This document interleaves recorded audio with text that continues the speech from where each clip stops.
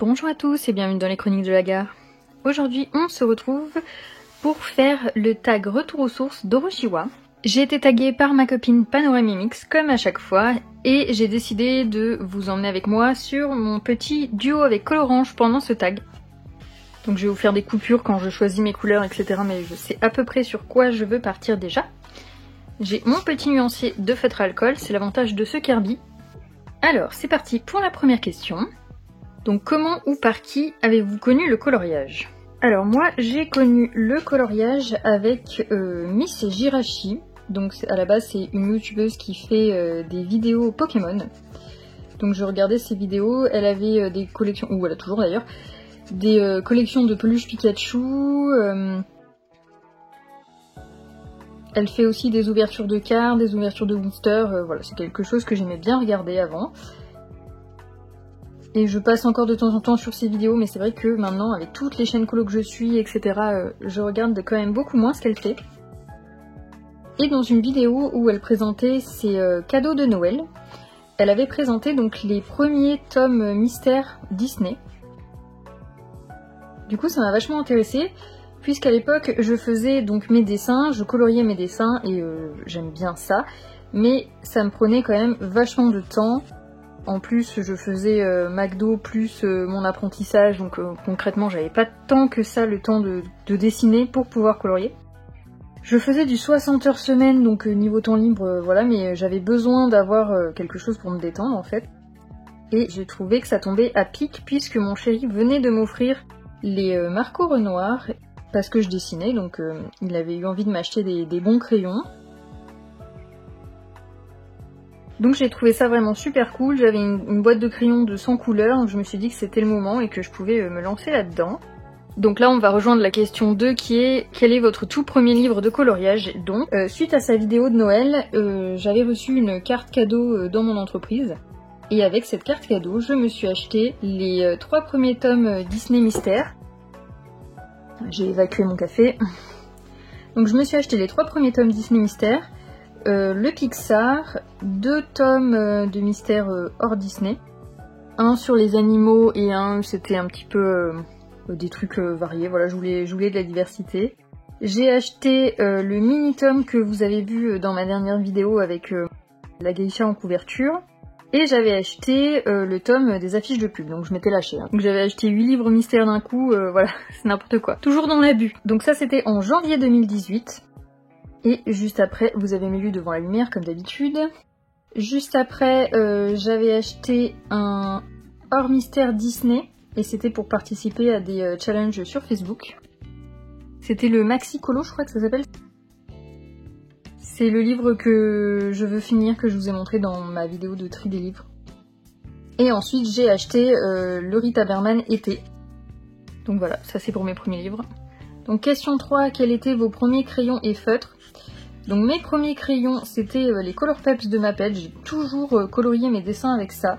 Ou alors j'ai acheté les crayons aquarellables style de marque Carrefour, etc.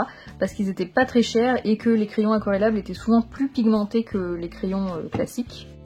Ensuite j'ai eu les Marco Renoir de la part de mon chéri.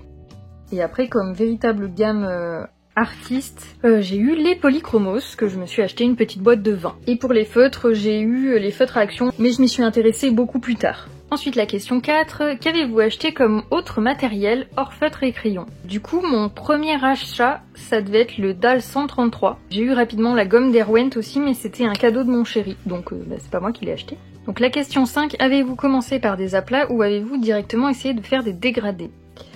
Donc dans les mystères j'ai fait des aplats, j'ai jamais fait de mystères arrangés, parce que ça m'intéresse pas, c'est vraiment juste pour la détente. Je trouve ça très joli, mais vraiment si j'ai envie de faire un colo Disney, je vais dans mes livres Disney. Pour moi le mystère c'est vraiment 100% détente. Je suis concentrée, hein, désolée, je fais plein de coupures, mais je vous accélérerai les moments où je dis rien comme d'habitude. Donc je faisais les aplats dans les mystères et par contre j'ai tout de suite fait des dégradés puisque j'en faisais déjà sur mes propres dessins. Ça faisait déjà une dizaine d'années que je coloriais mes propres dessins quand je me suis mis à l'art-thérapie. Donc je savais déjà faire des dégradés et j'en ai fait directement. Donc question 6, vous arrive-t-il encore de faire des aplats? Si oui, dans quel livre ou type d'illustration? Du coup les mystères, hein, parce que je continue à faire les mystères tout simplement, sans me prendre la tête. J'ai mal lu l'illustration là, j'ai inversé, c'est pas grave.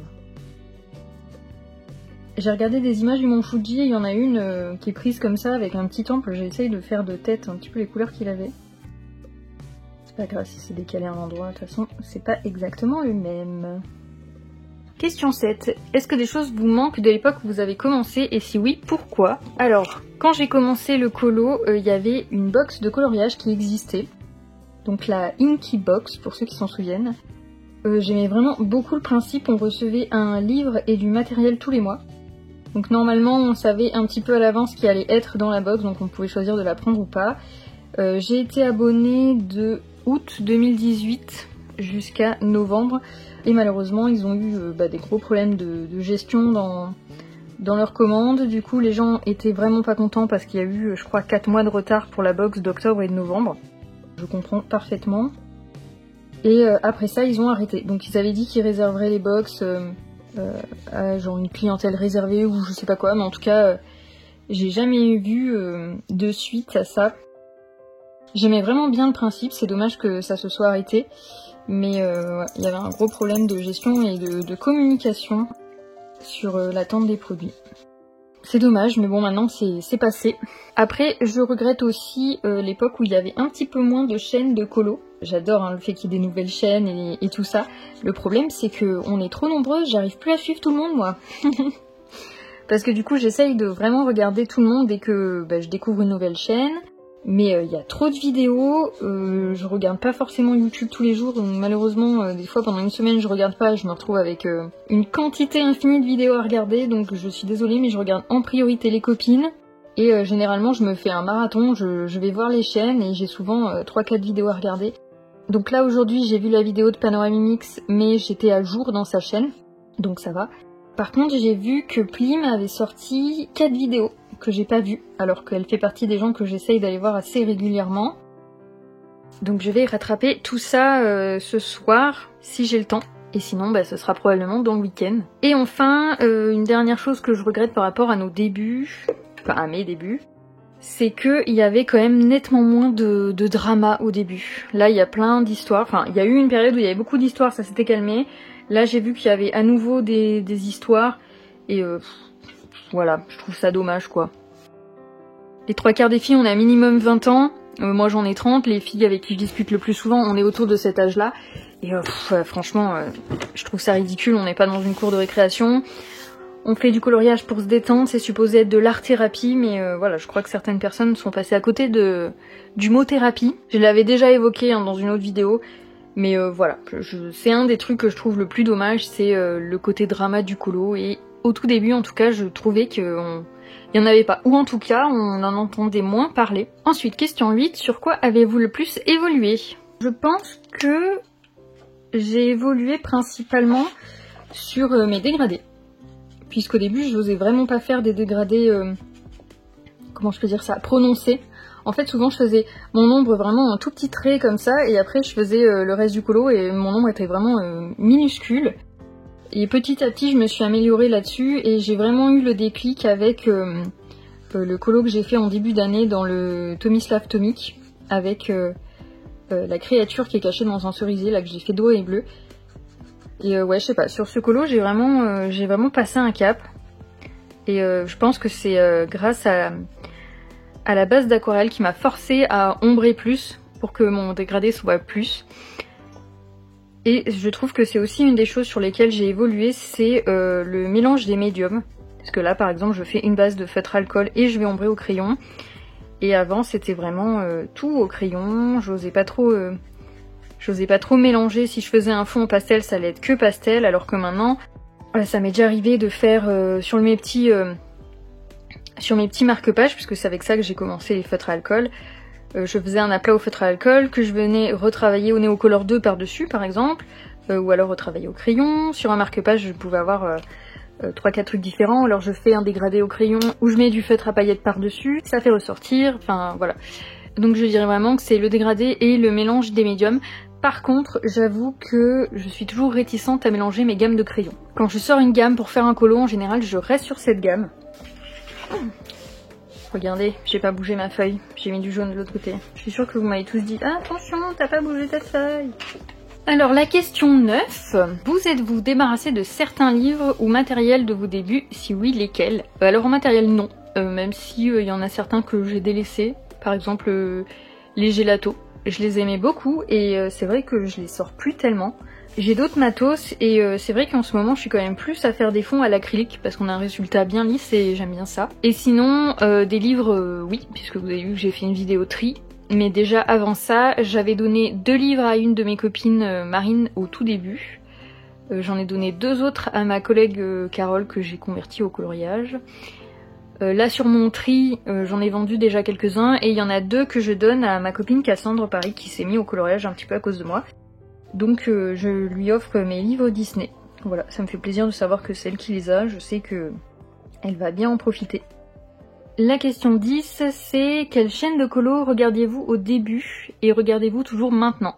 Alors au début, je regardais Color Art, que j'aimais vraiment beaucoup. Elle a fait énormément de tutos et c'est une des premières que j'ai suivies, notamment son tuto doré, que j'aime beaucoup. Elle avait fait un tuto marbre aussi, qui était hyper intéressant.